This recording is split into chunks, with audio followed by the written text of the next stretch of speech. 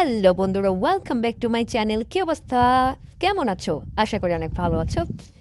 তোমাদেরকে একটা জিনিস বলতে হবে আজকের এই ব্লগে, যে এই যে গাছটা তোমরা দেখতে পাচ্ছ, এই গাছটা কাটা কাটা কেন, এবং এর যে পাতা আছে সেই পাতার উপরে দেখতে পাচ্ছ তোমরা কত বড় বড় কাঁটা।